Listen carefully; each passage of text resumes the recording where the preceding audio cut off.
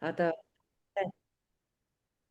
гайхалтай өдрийн амралтын оройн мэндийг хүргэе. Тэгээд Гүлнара бит хоёр нь та бүхэндээ өнөөдөр юун тухай ярьж өгөхөөр орж ирсэн бэ гэхээр зэрэг хүний биеийн макро шимт хичээллүүдийн нэг болох өөх тос нь хүний биед одоо ямар хэрэгтэй, ямар одоо хэмжээгээр яаж үүрэг гүйцэтгэдгийг, өөх тос нь багтуул яадгийн, өөх тос нь ихтэл яадгийн, бид нарын таргалалт, чихрийн шижин гэх мэт өвчнүүд одоо ямар учир шалтгааны үүднээс үүсэт байгаа юм бэ?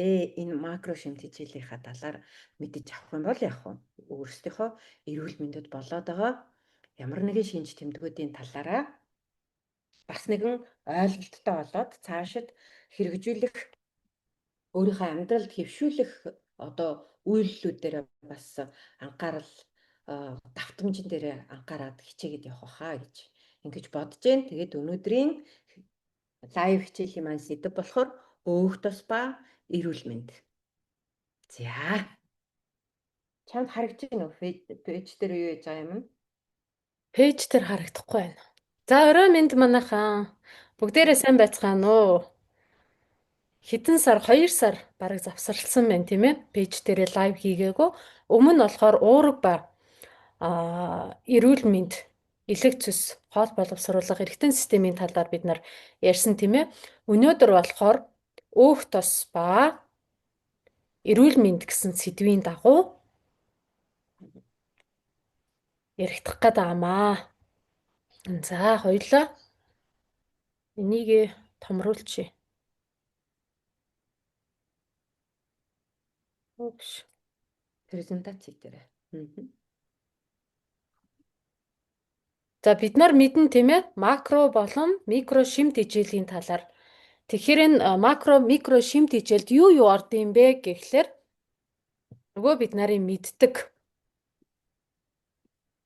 уураг хамгийн түрүүлээд бид нарын одоо нөгөө бүх булчингуудыг тижээдэг гол шимт хичээл маань явж гин тийм ээ. Хоёрдугаарт нь өнөөдөр энэ өөх тос буюу fats энэ талаар хуваалцнаа гэсэн үг. Дараа дараагийн сэдвүүд болохоор ойлгомжтой тийм ээ. Энэ 5 үндсэн элемент бид нарын эрүүл биеийг бүтээхэд оролцож идэг бодисын солилцоонд маш чухал үүргүүдийг гүйцэтгэж идэг чухал элементүүдийн нэг. Энэ 5 элементийг одоо 6 элемент гэх юм уу? Үүнийг бид нар өрөөсөө л гаднаасаа л авдаг. Хоол боловсруулах замаараа буюу амаараа авна, нэг бол хамраараа авна, нэг бол арьсаараа авч идэг. Усыг бид нар арьсаараа авдаг тийм ээ. Тэгвэл өөх тосыг бид нар ялцчихгүй амаараа авч идэм байна. За та хэд маань өөрсөндөө одоо хэрэгтэй гэсэн хин нэгэнд түгээж, дамжуулж, шеэрлээд өгөөрөө. Энэ нь бас нөгөө талаар бид нарт эрүүл мэндийн боловсролыг бид нар олгож байгаа учраас хэрэгтэй хин нэгэнд хүрээсэй л гэдэг үүднээс байгаа шүү. За. Тэгэхээр өөх тосыг ярихаас өмнө бид нарын хоол боловсруулах эргэтэн системийн талаар товчхон дурдчихъя тийм ээ. Хоол боловсруулах эргэтэн систем бид нарын амны хөндийгөөс эхэлдэг. Тэрнээс биш ходоод гэсэн ойлголт өрөөсөө биш. Ходоод нь өвддөг хүмүүс яадаг вэ гэхлээр зөвхөн ходоодондоо л анхаарат идэг. Тэгвэл биш байх нь штэ. Ходоод өвдчихэл байвал нэг бол гидсэн цанхаагаад байвал өтгөн хатаад байвал өрөөсөө л амны хөндийгөөс эхэлнэ. Амны хөндөй маань энэ одоо шүд хил тагнаа юу вэ те?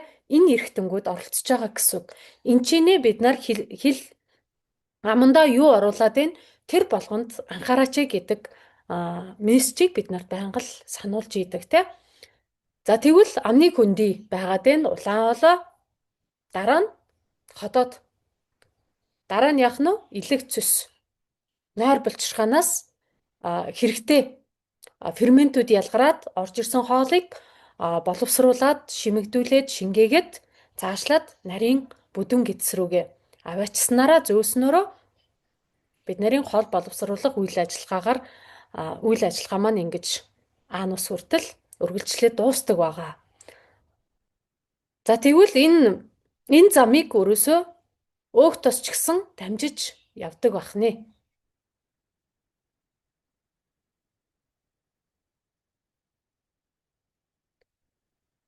За. өөх тос. Оо, энэ одоо яагаад? Дахин нэг слайд.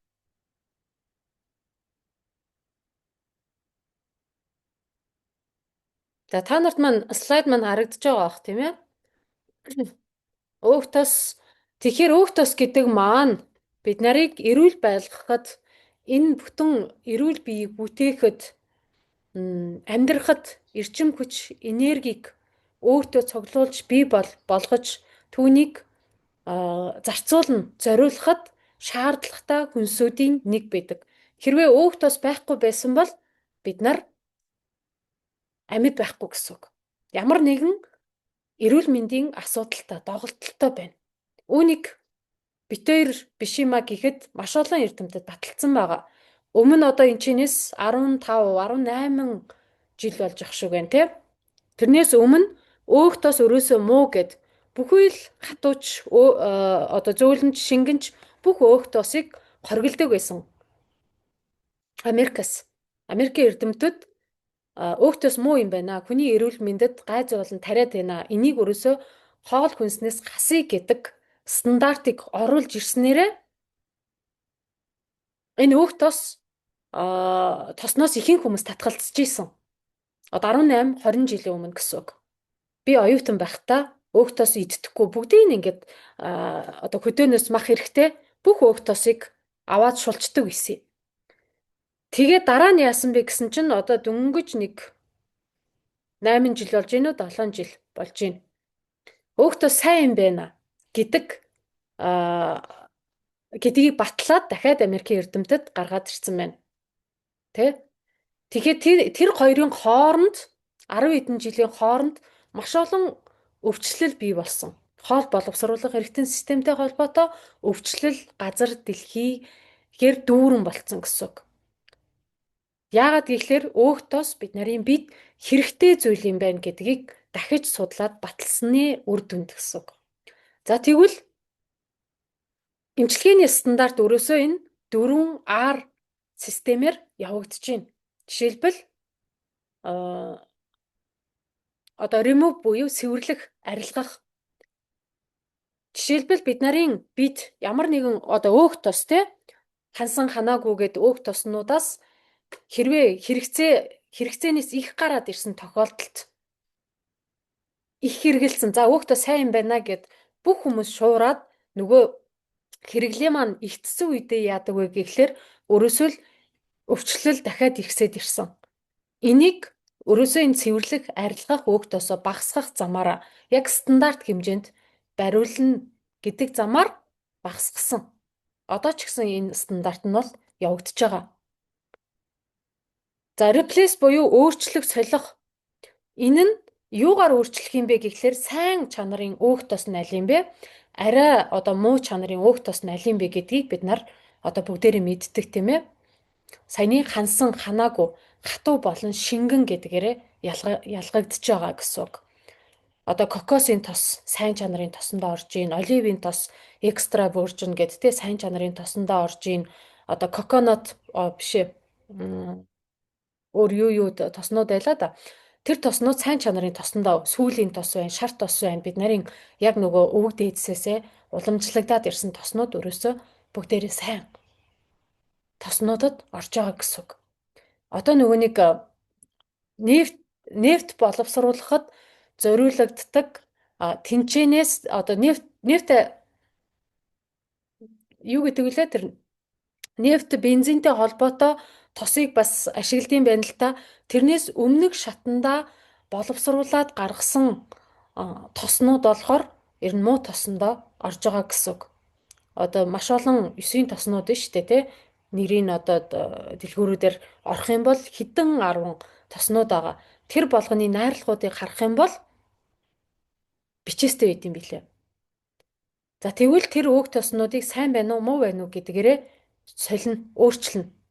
Тэгэх замаараа бид нар эрүүл биетэй болох боломжтой байх нэ. За учир нь бид нар өдөр болгон хоол идж байгаа шүү дээ. Аль нь сайн, аль нь ч муу гэдгийг одоо ялхаа болцсон тий. Тэгэхээр яг эрүүл бай гэж бодож л байгаа бол Өөрөөсөө энэ чинээ тосны чанарт анхаарахаас өөр сонголтгүй болчиход байна л гэсэн үг.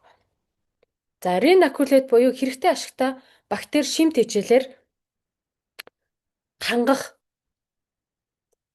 За, тэгвэл өөхт одоо хоол унд идчихэхэд тэрний найрлаганд ганцхан бид нар өөх идэт байхгүй тий. Уурганч бас байна, өөх тосонч бас байна, витамин минерал нь ч бас байна. Устаа, шингэн бүх хоолнуудыг иддэг. Тэгвэл тэн дотор ялгаа байхгүй нөгөө ашигтай бактериудыг бид нар бас авч явах хэрэгтэй юм байна. За, ингэснээрээ нөгөө нүхэн сэргээлт буюу репер хүний бид явагддаг. За, энэ дөрвөн R-ийн систем бол бүх эргэтэн системдэр адилхан үйлчлэнэ. Жишээлбэл илгэн дээр, хотоодон дээр, цусан дээр нойр булчирхааны өрөвсөлтэй, архаг хууч өрөвсөлтэй хүмүүс маш олон байх шиг байна. Төрөөнөөс хойш мессежүүдийг хараад байхад ихэнх хүмүүс би архаг одоо нойр булчирхай өрөвсөлтэй байгаа мал гэж яриад байгаа байхгүй юу? Тэгэхээр үүний бас нэг шалтгаан нь өөх тос байдаг. Өөх тосыг чиний хоол боловсруулах эргэтэн систем чинь задалж, боловсруулж, шингээж, шимэгдүүлж чадчихэв гэдэгтээ анхаарлаа хандуулаач гэдэг дохиог өгөх гээд байгаа. Тэрнээс биш нойр булчирхай нь өвддөг хүмүүс ганцхан за тэрнээс л болж өвдөж байгаа гэдэг зүйл өрөөсөө байхгүй. Маш олон шалтгаан байдаг. Тэн дотроос өөх тос яалтчгүй хамгийн дээгүр байр эзэлдэг гэсэн үг. За, ойлгомжтой байна уу тийм ээ? За, дараагийнхаа сарагч ярьж явах уу. За тэгэхээр зэрэг өөх тос ерөөсөө хүний бид хэрэггүй зүйл биш, тийм ээ? Хамгийн хэрэгтэй бид нарын одоо ажил хөдөлмөрөө хийх, суралцах, ялангуяа одоо тархины одоо ажиллах энергийн их үүсвэрийг хүүхдүүдийн одоо тархины өсөн хөгжих процессд өөх тосны үүрэг нөлөө олвол маш их байдаг. Тэгэхээр бид нарын зарцуулж байгаа сурах, хөдөлмөрлөхтэй ажиллах энэ бүх одоо энергийн их үүсвэр бол нь өөх тосноос гарч ирдэг байх нэ. Ингээд бид нар өөх тосоо хасаад хайчих юм бол яг нь нэгдүгээрт одоо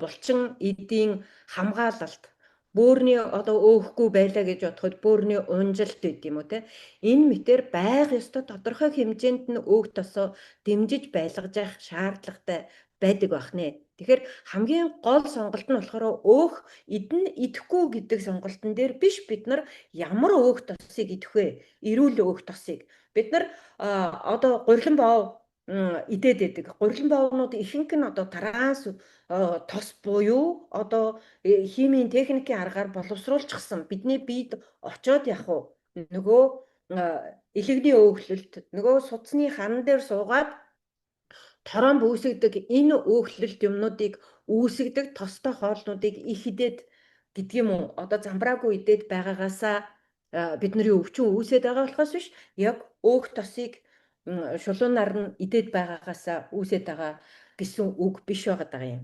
Тэгэхээр зэрэг өөх тос хүний биед дутагдаад ирэхээр ямар одоо муу нөлөө үзүүлэх вэ гэхээр зэрэг өөх тос дутагдаад ирвэл бидний биед одоо хэдэн сая төгрөгийн витамин А, Д, Е, К-нуудыг уусан ч гэсэн чи өөх иддэггүй болвол энэ витаминууд маань бидний биед уусаж хэдэн саяхаа үр нөлөөг үзүүлэхгүй гэсэн үг.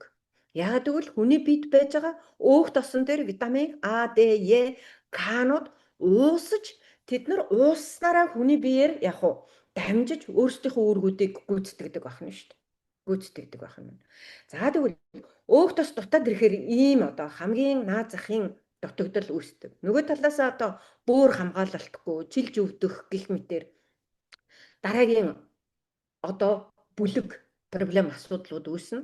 За тэгвэл өөх тос ихтэйд ирэхээр зэрэг ямар асуудал үүсдэг вэ гэхээр бидний биедэр нөгөө илэгний өөхлөлт архины бус гаралтай илэгний өөхлөлт гэдэг юмыг үүсгэж идэг. Илэгний өөхлөлт. Тэгэхээр зэрэг бид нар өөх тосыг идснээр дүнгиж аманд зажлагдаад эхэлж байгаа тэр процесс буюу одоо шүлсний ферментүүдээр задраад тэгээд нарийн гидсэнд очиж цэс нойр булчирхайн ферментүүдээр задраад тунгалгийн систем рүү шилжиж бидний бид үүргээ гүйцэтгэхээр явж идэг энергийн их үүсвэр маань яг уу бохирдоод ирнэ гэсэн үг. Яагаад гэвэл тэнд чиний биед хэрэгтэй өөх тос ороогүй. Транс өөх юм уу? Нөгөө өөх тосын чинь дунд нь ялгаад байгаа шүү дээ, тэ? Хансан өөх тос, ханаагүй өөх тос, тийм үү? Одоо нарийн бүтэцтэй. Тэгээд одоо техникийн буюу одоо транс тос, одоо маргарин гэж бид нар нэрлэдэг шүү дээ. Тэгэхээр энэ сонголтнууд дээр л бид нар ажиллаад байхаас биш түүнээс идэн идэхгүй гэдэг дээр бол байх биш. Ерөөсөө идэх ёстой юм байна. Тодорхой хэмжээгээр идэх ёстой юм байна. За тэгээд зарим тохиолдолд нэг жоохон ахиухан идчихлээ гэж бодоход тэрнийгээ одоо бид нар энерги шатааж энерги эргэлтэнд оруулна гэсэн үг. Хүний биед байж байгаа энергийг шатаана. Бид нар зүгээр өөхтөөс идэж баахан энерги хуримтлуулчихаар тэгэл диван дээр хэвтэл уцаа маажаад байгаад байвал энэ энерги чинь эргэлтэнд орохгүй хуримтлал үүсээд эхэлнэ. Энэ хуримтлал үүсээд эхэлж байгаа чинь бидний нөгөө эмгэг өөхний клетчатка буюу одоо арьсан доор юу яагаад ирж байгаа хуримтлагдсан одоо задрахад маш хэцүү болсон энэ одоо юу гэдэг лээ бид нар эний чинь нөгөө өөхөн бөмбөлгүүд ингээд үүссэн байдаг штэ таргалалт. Тэгээд яг уу дараагийн асуудал нь таргалалт гэдэг энэ проблем руу орж идэг байх нь байна. Тэгэхээр бид нар тодорхой хэмжээний энергийг бидээ үүсгэж явах ёстой.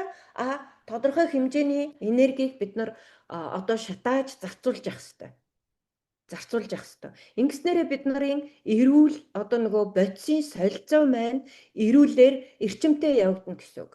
Тэгэхээр яагаад бид нар одоо хар залуугаараа таргалалттай байгаад байгаа юм?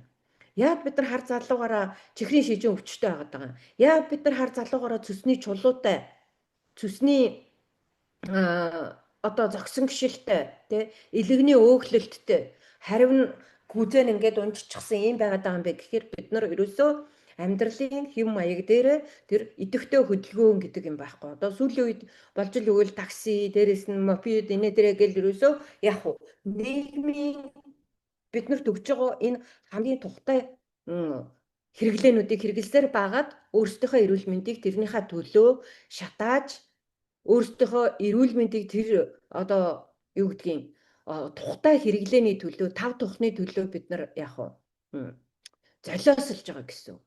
Тэгэхээр энийг хатуу ойлгоод хүн болгон өдөр болгон тодорхой хэмжээний өөх тосоо идээд тодорхой хэмжээний хөдөлгөөнөө хийгээд тодорхой хэмжээний одоо суралцах оюуны одоо потенциал өсгөх тийм ээ ном унших, подкаст сонсох, тэрэн дээр одоо хэлэлцэх, яриа өрнүүлэх гих мэтэр одоо тархиныхаа булчингуудыг задлах тэр маань хэр задарч хэр ажиллах тэр хэмжээгээр бид нараас яг энерги зарцуулагдчихийдэг гэсэн үг байхгүй юу? Энэ хэмжээгээр бид нар энерги зарцуулаад тодорхой хэмжээнд ингэж явах юм бол бидний биений нөгөө хөгшрөлт, таргалалт, хөл булчин одоо юу гэдгийг үе мөчнүүдний нөгөө хөшөнгөсөл гэдэг юмнуудаас бид нар ангид залуу амьдрах боломжтой байгаа байхгүй юу? Тэгэхээр нас маань 50, 60, 70, 80 гарцсан байж болно. Тэгтээ бидний бодисын солилцоо эрүүл мэнд маань яг 20-той 30-той 40-той юм шиг. Тэгэд эсэргээрээ харамсалтай нь манай нийгэмдэр юу өрнөж гинүү гэхээр зэрэг 20-той 30-той 40-той хүмүүсийн маань нөгөө метаболизм буюу бодисын солилцооны нас нь 50-тай 60-тай 70-тай 80-тай хүмүүс шиг байгаад байгаа нь эмгэнэл болоод байна гэдгийг айл хизээний тархиндаа бүр харанголтол нь хүлээж аваач.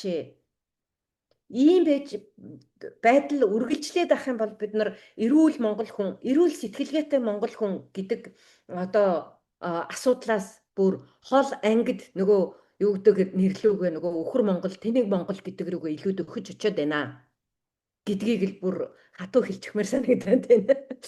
За ширүүхэн юу яаж байгаа нь яг уу нэр нэг нод аваасаа гэсэн санаагаар та бүхэндээ бас хэлж байгаа шүү. Тэгээд бас шүүмжлэл юунуудаа жоохон бодолтой гараа гэж хэлээ те. За дараагийн нэг юм нь болохоор зэрэг бид нар цүс өвдөх нь нойр булчирхаа өвдөөд байж байгаа нь өөх тосноос болоод байгаа юм шиг Бид нар хүлээж аваад өөх тосоо үгүй бол зогсоогоо хийчдэг. Тэгээд дээрэс нь яг уу өөхөө зогсоодсон чинь зэрэг нөгөө витамин А, Д, Е-гийн чинь дутагдлууд үүсээд К витаминыг чинь дутагдлууд үүсээд бидний бие дараагийн одоо комплекс проблем руугаа шилжээд орчдөг. Илэг цөсний энэ өөхлөлт юунууд нь үүсэж байгаа юм нь өөх эзнээсээ болоогүй. Эцэн өөхөө шатаагаагүйгээс нэгдүгээрт, хоёрдугаарт юунаас болж ийнө гэхээр зэрэг яг уу тогтмол цаг хугацаанд хоололж, цөсөө ялгаруулж нөгөө өөх тосоо шимэгдэх процессд нь оруулахгүй байгаа учраас бидний цөс чинь яг уу нөгөө өөхийг шимэгдүүлж бидний тунгалгийн систем рүү дамжуулах ёстой байтал бид нар өөх тосоо хэрэглэхгүй байхаар цөс чинь хийх ажилгүй зогсон гişил нөгөө уудандаа зогсоод хийх ажилгүй ажил хайчиж байгаа юм шиг хийх ажилгүй юм чинь хэвтгээс өөр яадгийн гэж байгаа юм шиг зогсон гişил үүсээд удаан хугацаанд энэ зогсон гişил үүснээсээ болоод тэндээ явах уу чулуушил үүсээд тэгээд явах цөс өтгөрөл цөсний чулуужилт гэдэг юмнууд өвчнүүд гэдэг юм уу оншнууд бидний бие дээр тавигдаад байгаамаа. Тэгэхээр энийг маш одоо зөв ойлгоод яг тогтмол хугацаанд өөх тосыг илэг цөсийг илэгнээс ялгараад тий өөх илгэнд үлдэж хуримтлагдахгүйгээр цөсөндөө үлдэж хуримтлагдахгүйгээр тий ялгараа цаашаа бодисын солилцоонд идэвхтэй оролцоод явах энэ зам нь ерөөсөө бид нар тогтмол цаг хугацаанд идэх ёстой хоол хүнсээ тогтмол хэмжээгээрээ тий нэг идэнгүүтээ хэдэн аягаар идчихээд баахан ачаалал үүсгэж ажгаад дараа нь идчихсэн чинь зэрэг одоо гидс цанхаагаа дүүрээд хөдөлж болохоо ажиллаа хамаг үе мөч гүшөөд бүр залхуу хүрчлээ хэвтээд нэг хэдэн минут унтаатахыг гэдэг ийм одоо байдлаар бид нар бодис солилцооныхоо өөх тосныхоо эргэлтийг зөв байдалд байлгаж чаддаггүй маа гэдгийг хэлмээр байна. Өөхийн эдийн нөөцөөс шууд цус руу орж тийм өөх нь ерөөсөө хүний биед яаж ийнө нэгдүгээрт нарийн гидсэнд очиод цөс найр булчирхайн ферментээр тунгалгийн систем рүү шилжээд бидний одоо уйнуудын голд байж байгаа нөгөө шингэнүүд байгаа шүү дээ. Тэрний уян хатан чанар, наалдамхай чанар эднэрт чинь нөлөөлөд явна. Тэгэхээр бид нар өөх тосоо зөв хэрглэж нөгөө уйнуудээ зөв хөдөлгөж тэр шингэнүүдийнхаа яг хөдөлгөөнд орсноороо голд нь байж байгаа тэр нэг парлон шиг энэ бамбалзуур шингэнийг яагаад хийж идэг. Хөдөлгөөнд орсноороо тэр бамбалзуур парлон шиг юмнаас чинь тэр өөх тосны агуулмжтай тэр шингэн чинь яг нэг удаа шахагдаж гарна, хоёр удаа шахагдаж гарна. Тэгээд ойр орчмынхоо үеийг одоо чиглээд норгоод бидний үений уян хатан чанарыг хадгалаад байж хахад нөлөөлнө гэсэн үг. За, өөхийн эдийн нөөцөөсөө гэдэг нь одоо бид нар өөх тос идэхгүй байж хахад өөхийн эдийн одоо хуримтлагдсан байж байгаа нөөцөөсөө энерги ирч хүчийг биднэрт өгч идэг. Тэгэхээр хүн яг хоол идэхгүй 24 цаг битгий хил явж болдгоо гэдэг нь өмнө нь хуримтлагдсан байж байгаа энергиэсээ ашиглаад яваад байна гэсэн үг. Тэгэхээр бид нар энэ хуримтлуулаад ингэж байж хаад бодисын солилцоо удаашралд орно. Бид нар хоол идэхгүй удаан явхад бодисын солилцоо удаашралд орно. Тэгээд яаж гинөө бидний одоо бид хоримтлагдсан өвчтөө, эд, ис, өөх энэ бүгдийг идээд хэсэг хугацаанд одоо мацаг барих процесс чинь тэр явагдаад байгаа байхгүй тий. Тэгээд тэндээсээ идэж байжгаад дахиад яг эрүүлэр зөв одоо хүнсний бүтээгдэхүүнүүдийг зөв цагтаа идээд хэрэглээд явхаар бидний бодис солилцоо дахиад идэвхжилд ороод ингээд явах зарчмаар яг өөх тосны шимэгдэлт бидний энергийн их үүсвэр болж ашиглагддаг байх нь байна. Бидний өдөр тутмын амьдралд. За. Яг тийм. Тэгэхээр өөх тосны өдөр тутмын хоногийн хэрэгцээнүүд маань одоо энэ ч бичээстэй байна тийм ээ. Тэгэхээр ямар ч хүүхч бай, том хүнч бай бүгдээрээ өөх тосоо яг хэмжээтэй өдөр тутамдаа жишээлбэл том хүн за насанд хүрсэн эрэгтэй хүн за 80 кг жинтэй байх юм бол 100 г өөх тосыг өдөртөө иддэг байх нэ. Идэх хэрэгтэй байдаг байх нь. Дээр нь тэр 100 г идсэн бол түүнийг шатах ажлыг хөдөлгөөнийг заавал хийнэ. А хийхгүй бол яах нь вэ? Энэ нь өөхөн бөмбөлөг болж хөвлий харвин гүзээ болж хувирдаг. Нөгөө талаар гүзээ бий болоод ирэхээрээ илэгний өөхлөлт бий болно л гэсэн үг тий. Илэг өөхлөхөөр яадаг вүлээ? Дараа нь илэг хоргүйжүүлэх үйл ажиллагаагаа алдна. Тэгээд ирэхээр яг нөгөө цусыг шүүж чадхаа болно. Цус бохирдно гэсэн үг. Бохир цус биеэрээ эргэлдэхээр яадаг вүлээ? Гудасны хатуурал, нөгөө артерийн даралт ихсэх хөвчин, нөгөө зүрхний өөхлөлт тийм ээ. Энэ бүгдээсээ үүдэлтэй бүр дотоод одоо ядрал дээрэс нь яг уу одоо хитгэн алхам хийгээд ламсгаадад зүрх нь амаараа гарчих гад ингээд байж байгаа энэ юунд бол таны өөх тосны солилцоо буюу бодисын солилцооч нь удаашралд ороод хитрхи их өөхний хоригдлол үүссэн байна. Тэгэхээр зөөлөн дасгал хөдөлгөөнөөр өдөртөө нэг 10-аас 15 минутыг тийм ээ зөөлөн алхах замаар, дасгах замаар бид хөдөлгөөнийг хийснээрээ бид нар энэ бодисын солилцоо идэвхжүүлж нөгөө эрүүл залуу бие эргүүлж биедээ юунда өөртөө авцрах тэр ид шидэ бүтээх энэ боломж нь биднэрт өөрсдийн маань гарт байгаад байна гэдгийг л ойлгосоо л гэж бодож байна. Нэгдүгüүрт. За дараагийн юм нь болохоор зэрэг одоо нөгөө торон бүүсгэх, цус харвах тий цус харвалт одоо нөгөө хадуурсан судас чинь яах вэ? Нэг жоохон ачаалал өгөө сэтгэл санаа хямардаг ч юм уу тий сэтгэл санаа баярладаг ч юм уу тий харуулчих үедээ битгий хидгийг их баярлуулаарай. Настаа болсон өвгий эмээ өвөг аав ээжигээ гэж ярьдаг штэ. За нөгөө гашуун несун мэдээг гинэт битгий дуулгаарай. Даралт нь ихсчих үедээ гэд юм гэдэг. Тэгэхээр яг тэр уян хатан чанар нь алдагдчихсан байж байгаа судас дотор нь агуулмжаараа гүйж байгаа урсж байгаа цус маань өтгөрч гисэн нөгөө өөх тосны одоо агуулмж нь ихсчихсэн юм байж байгаа удаашралтай хурдан гүйхгүй байх гэсэн үг шүү дээ. Бид нар яг маш өдгөн одоо юуг турбаагаар гүйлгэх зүгээр шингэн усыг цусыг гүйлгэх хоёр хурдны хувьд шал өөр шүү дээ. Тийм ээ. Тэгэхээр зэрэг яг энэтэй ижилхэн процессууд бидний юутай бие дотор организм дотор явагдчихэдэг байх нь байна. Тэгэхээр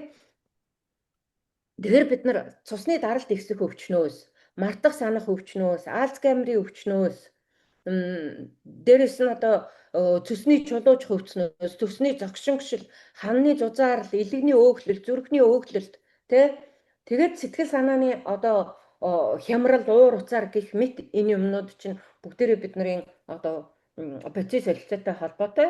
Тэр дундаа бидний энэ макро шимтгийжил болох өөх тостой холбоотой эд эрхтнүүд байна яг. Гинжин хэлхээ болгоод өөртөө одоо өвчний оншийг эрхний хэлхээ шиг бие биедээ зангидаад явдаг байна. Тэгэхээр олон одоо эрхний хэлхээ шиг олон зангилаа олон юм цуурч холбогдоогүй байгаад ирэн энэ одоо бодис солилцооныхоо энэ хэсгийг ойлгоод ядаж өөх тосныхоо зохицуултыг зөв хийгээд эхлэх юм бол бид нар яг эрүүл мэндэ тодорхой хэмжээгээр аврах тодорхой хэмжээгээр эрүүлжих нөхөн сэргээх юм боломж шиг өөртөө олгож байгаа маа. За бас нэг зүйл нь одоо энэ өөх тостой холбоотой ямар зөвөр өвчнүүд одоо өвчин гэхэд хэлж болохгүй тэгсэн мөртлөө одоо шинжилгээ өгөөд үзэхээр ямар шинжилгээний хариу гарахгүй ив эрүүл тэгсэн мөртлөө ядраад идэг сулдаад идэг яг яагаад ядраад байгаагаа мэдтэггүй бол чамд энерги дутагдсан байна л гэсэн үг энерги чи хаанаас авахаа мэдэхгүй байгаад байна одоо намар болохоор ихэнх хүмүүс хүүхдүүд сургууль цэцэрлэгтээ ажилдаа орж байгаа штэ зунжингаа амраад тэгэнгүүтээ амраад орж ирчээд намар боллоо сургууль цэцэрлэг эхэллээ витамин тусал гэж явж байгаа. Бараг толгойд ороолаа тэгж явж байгаа. Гэхдээ витамин тусалгүйгээр чиний хувьд бид нарын хувьд зунжингаа амарсан штэ. Яагаад тэгвэл бид нар сэргэг биш байгаа юм бэ? Шалтгаан нь энерги дутагдаад байгаа байхгүй юу? Ирч хүчгүй байгаад байна. Түүнийг бид нар витамин уугаал идчихэд болчтой юм шиг бодоод идэг. Үгүй саяны макро, микро шимт хичээлийн 5 элемент энэ тэнцүү байж ич бид эрүүл байна. Бид нарын бие эрч хүчтэй байна, энергитэй байна. Өглөө босоход хүртэл ятгахтаа 2 цаг унтаад босоход унтцсан юм шиг тэр мэдрэмжийг авдаг. Хэрвээ үгүй байгаа бол бид нар өөх тос нэг элемент шүү дээ. Өөх тос маань хэр байгаа вэ? Би хэр иддэг вэ гэдэг дээрээ л анхаарлаа хандуулна гэсэн үг. Тэгвэл өдөр тутамдаа чи за хүүхдүүдэд болохоор нэг 50 г байхад хангалттай том хүмүүс 80-аас 100 г-ыг өдөртөө 3 байгаад ч юм уу 4 байгаад 5 байгаад идэж түүнийг захиран зарцуулах юм байна. Тийм ээ. Тэгэхээр өг тосны үүргүүд нь одоо энэ чи бичсэн байна. Эсийн бүтцийн бүрэлдэхүүн болдог.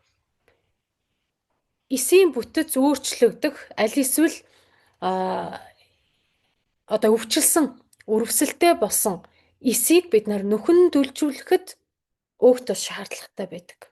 Жишээлбэл гараа зүсгэд хүртэл хүүхэд гүйж агаал унлаа, өвдгөө шалбаллаа. Тэгэхэд тэрийг хурдан эдгэх зүйл нь шархны лент биш байдаг ахна шүү дээ. Тэр хүүхэд хэр тосыг хангалттай хэмжээгээр өөртөө хэрэгцээтэй хэмжээгээр идэж чадж гин вэ гэдэгтэй шууд холбоотой байдаг ахна. Тэр хэсэг газрын шархыг аниулахад эсүүд цаг минут тутамдаа нөхөн төлждөг. Энэ нөхөн төлжилтийн процессд тос ордог. Хэрвээ зарим ээж нар ярьдэн штэ.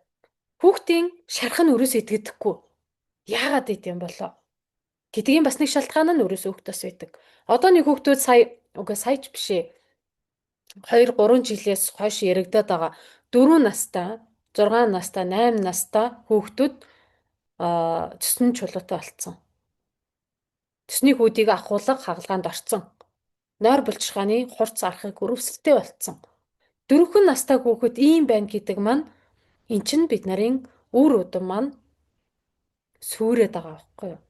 Тэгэхээр бид нар ээжүүд ялангуяа хүүхдүүдийн идэж ууж байгаа хоол хүнсэндээ өөх тос энэ хүүхэд маань хэр иддэг вүлээ гэдгийг бодолцоод үзээрэй гэж байгаа юм тийм. За энергийн их үүсвэр болно. Саяны өглөө босч чадахгүй ядраа сүлдаад юу гэдэг амарсан ч гэсэн зунжангаа 2-3 сар амарсан ч гэсэн амраагүй юм шиг байгаа бол өрөөсөө энерги чинь дутуу байна гэсэн үг. За энергийг бид нар маш олон зүйлсүүдээс ярддаг, авдаг. Тэгсэн мөртлөө тэр авдаг зүйлсүүдийг хэрэглээд байгаа ч гэсэн нэг л бишэл бол өөх тосондоо нэг анхааратахаараа. За эсэлтэлтийн үр дүнд дотоодын ус үүсдэг. За энэ нь бид нарын бие одоо хоол хүнстэй холбоотой маш их хүчилшил болцсон байдаг. Хүчил ихтэй байх тусам өрөвсөл салдаггүй. Тэгвэл аль нэг эд эрэгтэн дээр өрөвсөлтэй л байгаа бол жишээлбэл саяны нойр булчиргааны өрөвсөлтэй штэ гэж яриад байгаа хүн бие нь маш их хүчилшил болцсон гэсэн үг. Хүчилшлээ бууруулна. Хүний биеийн ихэнх эд эрхтэнгүүд ходоодноос бусдна. Саармаг байдаг. Бид нар 10 жилдээ үздэг байсан тийм ээ. pH нь 7-той байх юм бол саармаг гэд. Хүчилшил гэдэг маань тэр 7-оос бага 4-тэй 3-тай бүр 2-той pH-тай байх юм бол энэ нь маш хүчил болж хувирсны шинж. Тэгвэл чамаас хизээч өрөвсөл салахгүй. Ямар нэгэн өрөвсөл. Хамрын гаймрид чих өвддөг. Юу вэ? Хоолой өвдчих гээд идэг. Хүйтийн зармаг идэхээр хоолой өвддөг. Энэ болгоны өрөөсөл шалтгаан нь хүчил ихтэй байдаг. Уг нь ганц 2 зармаг идэхэд хоолой зүгээр байх ёстой шүү дээ. Тэгэхээр бид нарын бие хүчилшил болсныг илэрхийлдэг зүйл байдаг бахны. За хамгаалах тулгуурын үүрэгтэй гэдэг байгаа маань түрүүн сараа эмч маань ярьсан тийм ээ. Одоо үений шингэнүүдийг уян атом байдлыг хэвийн байлгаж яадаг зүйл тий. Тэрийг одоо хөдөлгөөнтэй байлгадаг зүйл байдаг. За нөгөө тосон дуустдаг витаминуудаас А, Д, Е, К гэдэг 4 витамин байдаг. Бусад бүх витаминууд усан дуустдаг витаминууд. Дараа нь энэ эрдэс амин дэмүүдээс сэдв яригдахаараа энийг дэлгэрүүлээд ярих болно. Энэ тосон дуустдаг 4 амин дэм биед шингээхэд оролцдог гэсэн үг. Хэрвээ бид нар өвөлжингээ, зунжингаа, Д витамин сайн. Д витамин л уухад ерөөсөө бүх асуудал шийдэгдэнэ гэд толгой дараалал нэмчнэр заавар өгдөг тийм ээ. Д витамин уугаалаа. Гэхдээ хүүхэд чинь ямар нэгэн тос идэхгүй л бол Д витамин чинь зүгээр л усанд хайж байгаа чулуул гэсэн үг. Тэгээ бодорой. Энд чинь харамсалтай үсттэй бид нар Д витаминыг ямар үнэтэй авдаг вүлээ? Нэг витамин нэг хүүхдэд авахад 50,000, 60,000-аар авдаг. Сайн чанарын Америк витаминуудыг 120, 180 мянган төгрөгөөр авдаг. Тийм биз дээ. Тэгэхээр тэр мөнгө чинь зүгээр л усандаа хайчиж байгаа гэсэн үг. Лойлт хийгээл усаа татцсантай адилхан зүйл. Тэгэхээр ганц жижигхэн халбаг өөх тус одоо шарт тос ч юм уу одоо бид нар багада ингэж долоодог байсан шүү дээ, эмээ ингээд алгандаа тавьж өгөөл ингээд долоогоо явж идэг. Тэгэхээр бид нарын эмээ өвгөнөр маш сайн мэддэг байсан байгаа байхгүй юу? Одоо тэгж долоогоо явдаг хүүхэд гэж байхчгүй.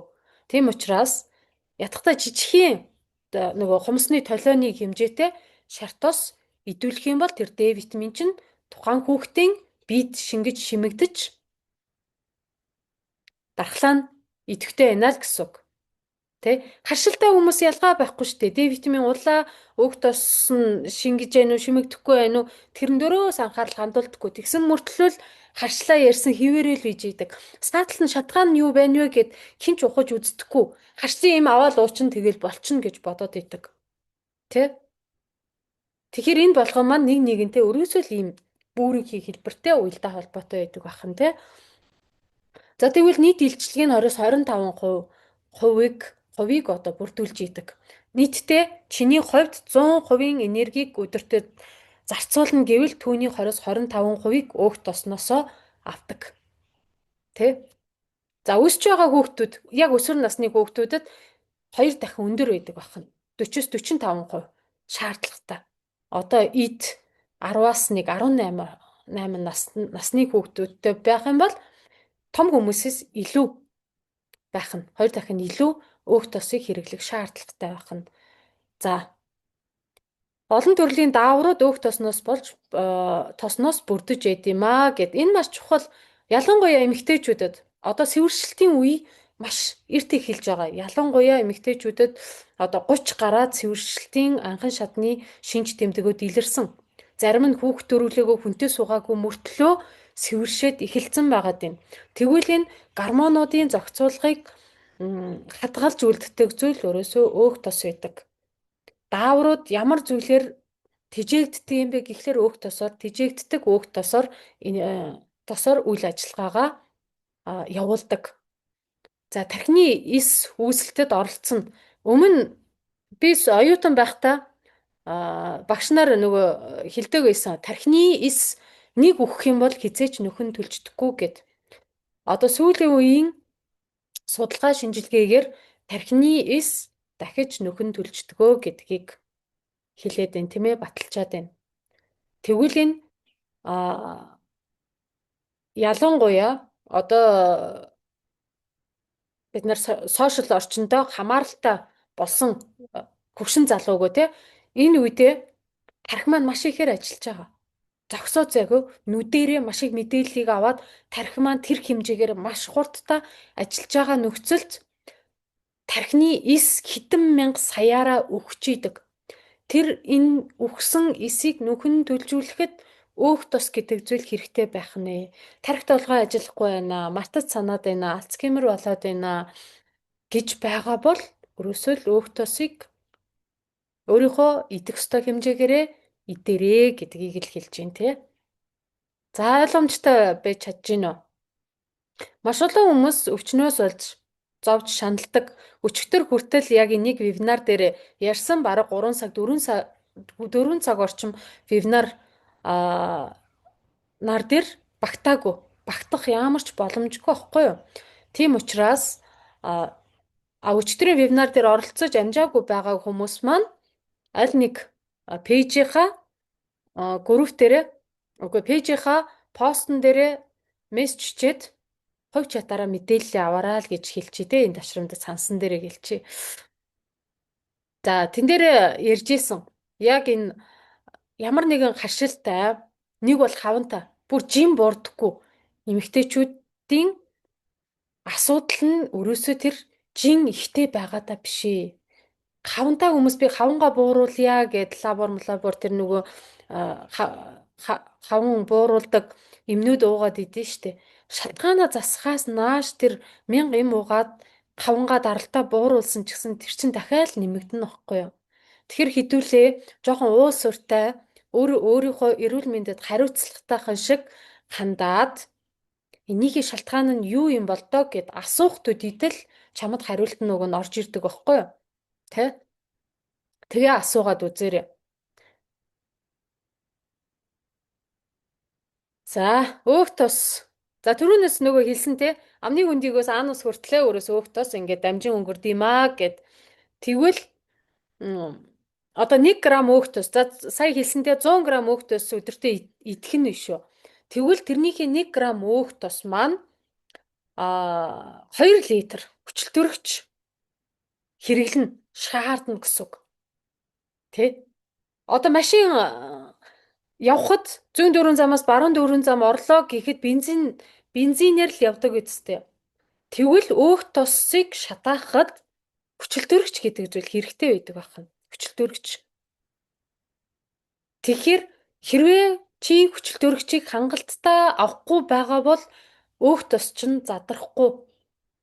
Энерги болж зарцуулагдахгүй. Тэгэхээр бид нар өдөр болгоно уул руу гараад ой модонд гарах ямар ч боломжгүй шүү дээ. Яг хотод амьдардаг хүмүүсийн хувьд тий ихэнх хүмүүс маань Монголын 3-4 сая хүмүүсийн бараг талаас дээш хувь нь Улаанбаатар хотод одоо 9 сараас хойш ажиллаж амьдардаг. Тэр үедээ 1 грамм өөх тосыг задлахын тулд 2 литр хүчилтөрөгчийг хаанаас хайгаад явах юм бэ? Тэгвэл л одоо сууж байгаа газраас л зөв амьсгалахаасаа хүчилтөрөгчийг авдаг гэсэн үг. Тэгвэл чи зөв амьсгал дээрээ анхаарлаа төвлөрүүлэх хэрэгтэй л байна. Тийм ээ? За тэгвэл энэ 2 литр хүчилтөрөгч хэрэглээд биеийн дотор болон гадна талд одоо 9 ккал энергийг шатааж зарцуулдаг. За үндсэн одоо хэрэггүй бодисууд нь юу байх нь вэ? Ус болон нүүрс хүчлийн хий болж задардаг байх нэ. Ялгардаг гэсэн үг. Үлдэгдэл бодис нь. За тэгвэл чи одоо энэ дээрээ өөх тосыг задлахын тулд жишээлбэл жолооч нар байна. Автобусны жолооч нар байна. Суудлын ажил хийдэг хүмүүс агаад байна, тийм ээ? Өглөөнөөс орой хүртэл офис дээрээ байнга суугаа компьютерийн өмнө байдаг хүмүүс 100 г өөх тосыг идчихлээ гэж бодоход түүнийг яаж шатаах юм бэ? Тэ? Гэвэл өрөөндөө суугаал машин дотор явж байгаад автобусанд явж байгаад зөв амьсгалах замаараа шатанаа л гэсэн үг. Тэгвэл чиний хувьд зөв амьсгал чадж гин үү? За энийг болохоор бид нар нэг эрүүл бие бүтээх 90 оны хөтөлбөр дээр зөв амьсгалыг эхнээс нь ахуулаад төгсгөл хүртэл нь заадаг гэсэн үг. За өөх тос маань өөрөөсөө амны гүндэд боловсрохгүй, задардаггүй, шимэгддэггүй амны гүндэд. Ходоод нь бас ялгаа байхгүй. Шууд дамжин өнгөрнө. Өөх тос хаана задардсан бэ гэвэл нарийн гидсэнд. Ходоодонд орлоо. Нарийн гидсэнд сутгагдсныхаа дараа одоо ходоод маань бүх орж ирсэн хоолыг бантан хэлбэрт оруулаад нарийн гидс рүүгээ сутгах дөдийд шууд мэдээллийг тархи руугаа дамжуулдаг. За тэгвэл тэр тархи руугаа дамжуулахад тархи маань цэс нойр булчирхаа руу мэдээлэл дамжуулдаг. За өөх тос очсон шүү. Ферментүүдэд ялгараад над өөх тосыг цэдмэгжүүлээд цаашаага нарийн гидсний ханаар цус руугаа бусад эд эрхтэн рүүгээ тээвэрлээд хэрэг гэдэг мессежийг өгдөг. Нарийн гидсний эхлэл хэсэгт өөх тос боловсрч задарч шимэгддэг. Цаашаага бүдүүн гидс рүүгээ өөх тос очдоггүй. Тэгвэл бүдүүн гидсний тэр хаваар өөхлөлттэй байгаад байгаа шалтгаан нь юу байх нь вэ? Сая түрүүхэн хэлсэн тийм ээ. Хүчилтөрөгч хангалттай авч чадахгүй байгаагаас бүдүүн гидс маань одоо гидс хэвлийн хэсгээрээ тархлаад байгаа шалтгаан нь өрөөсөө тэрнээс биш чи өдөр болгон те 2 цаг 3 цаг фитнест очоод заалт өдөр болгоо очоод те дасгал хөдөлгөөн хийгээл гүйж хараа гэсэн үг өртөөс биш. Тэгэх боломжгүй хүмүүс маш их байгаа штэ. Тэ? Тэгвэл зөв амьсгалах замаараа суудлаасаа босохгүйгээр шатааж болдог. Энэ нь амархан. Тэ? За энэ нарийн гэдсэнд энэ өөхтөс шимэгдэх процессын дээр саяны нөгөө бит хоёрын ярьдаг цэсний хүчил маань энэ үедээ орж ирдэг. А энэ талаас нойр булчирхааны ферментүүд нарийн гэдсэнд шимэгдүүлэх зорилгоор дахиад орж ирдэг. Тэгээд энчээ бүх процесс өөрөөсөө үйл ажиллагаа нь явагдаад нарийн гэдсний ханаар цусны их хэргэлт рүүгээ ороод бусад хэрэгтэй шин тэжээл нь хэрэгтэй одоо өвдөгний үе тохоо юу вэ те тэр бүх хэсгүүд рүүгээ өөх тус маань сийдмэгжэд очдог гэсэн үг. За энэ үедээ нөгөө цусны хүчил маань энэ үедээ л ялгардаг. Өөх тус орж ирсэн дохойг хүлээж аваад цусны хүчил ялгардаг. Хэрвээ өөх тус идэхгүй байх юм бол цусны хүчил хизээч ялгархгүй. Тийм учраас цусн өтгөрлөлттэй, цусн жолоотой, цусн ургацагтай байгаа хүмүүс маань тосны чанарт анхаар тэгээд тосоо зөв боловсруулах хүчил төрөгчийг хангалттай хэмжээгээр хэрэгэл, ашигла тэгж шатааж өөрийнхөө эрч хүч, энергийг бий болгох. За тийм байгаа тийм. Одоо ингээд ойлгомжтой болж чадж гин үү? Товч бөгөөд тодорхой бүхэл бүтэн миний одоо тий 5 6 жил сурсан мэдлэгийг ингээл базаад хилчлээ гэсэн үг. За сарай эмч маань энэ дээрээ дахиад нэмэх зүйл байна уу?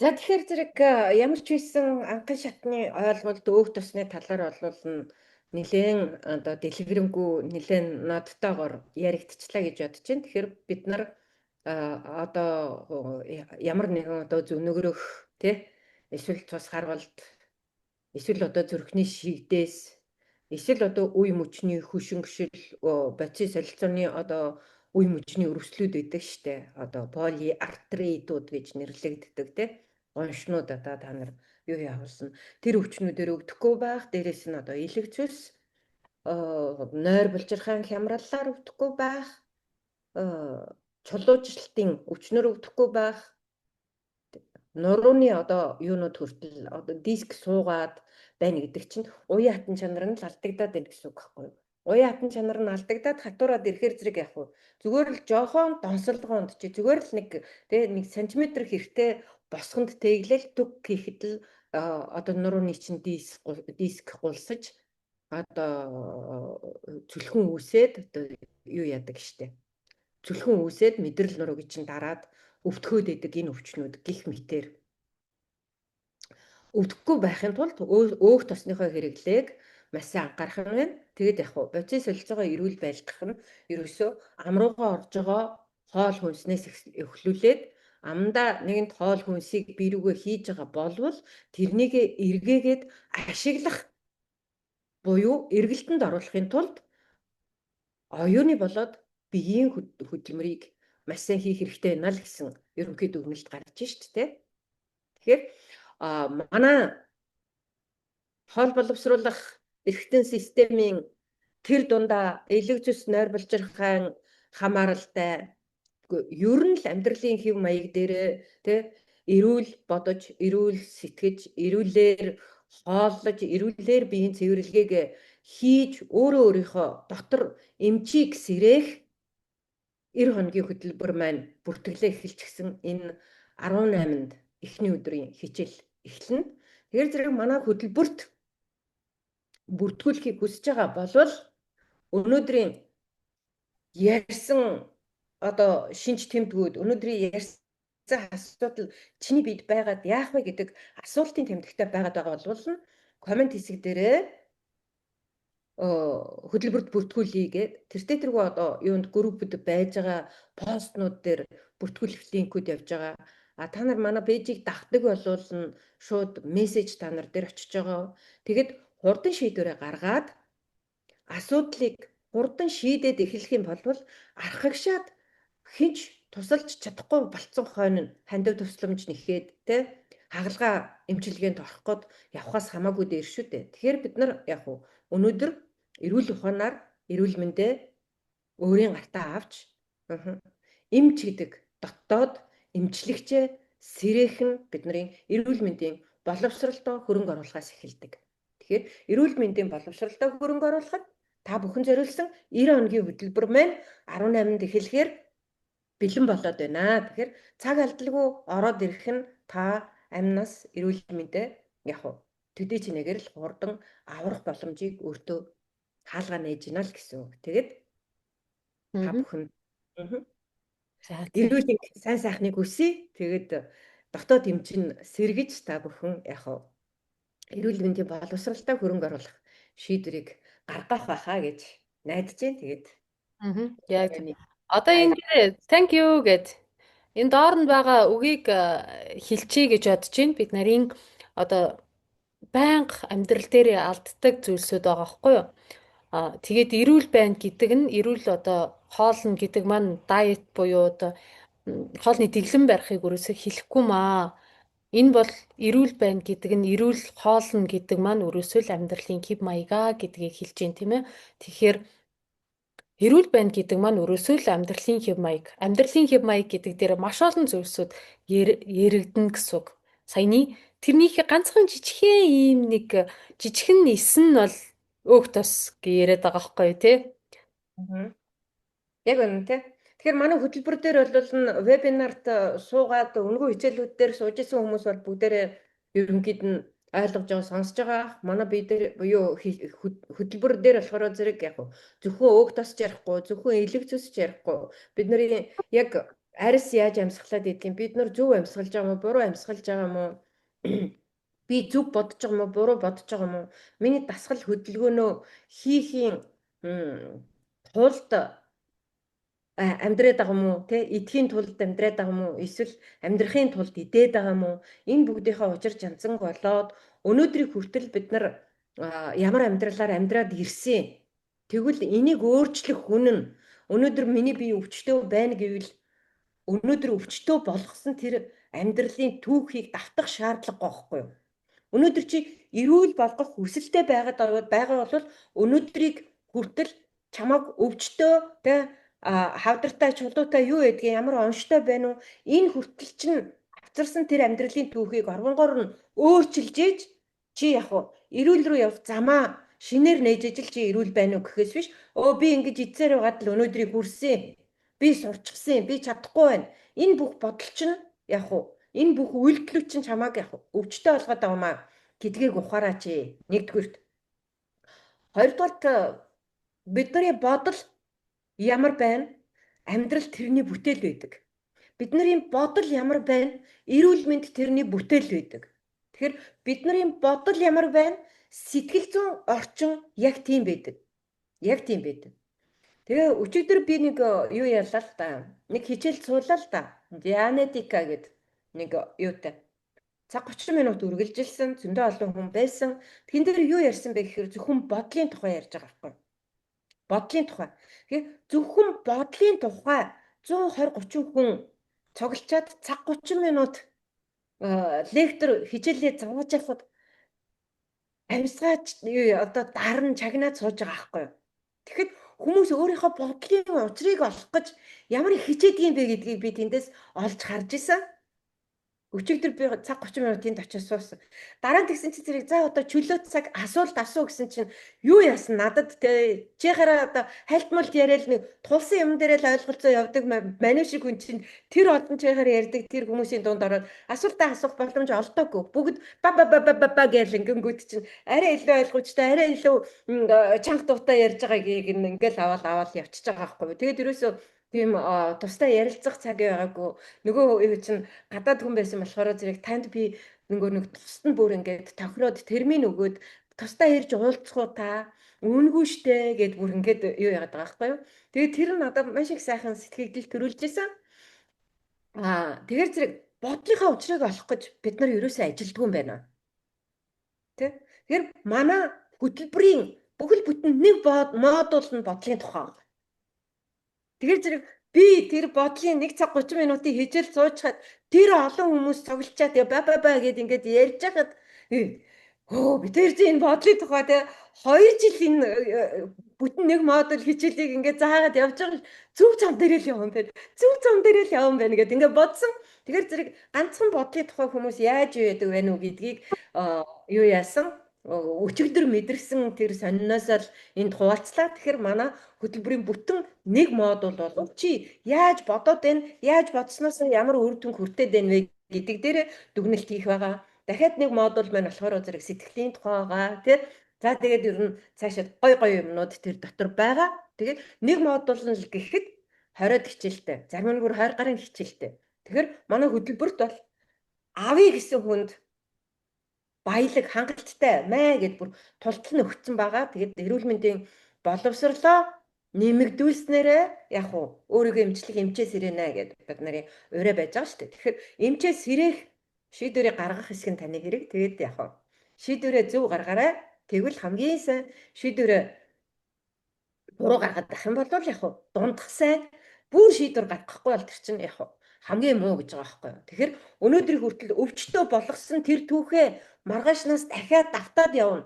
Тэгээд давтаад явхасаа илүү бүр үр хөвгтдээ өвлүүлээд явна гэвэл үнэхээр харамсалтай. За тэгээд нэгийг бодож хоёрыг тунгаана зэ. Тэгээд үг олдож өхөр холдлоо та бүхэндээ баяртай гэж хэлээд өнөөдрийнхөө лайв хичээлийг өндөрлөё. Баярлалаа. Хэлж ярих юм зөндөө бейс юмсан хөхөн гэж. Дараа нь бид лайв хийнэ. За за. За баяртай. Баяртай.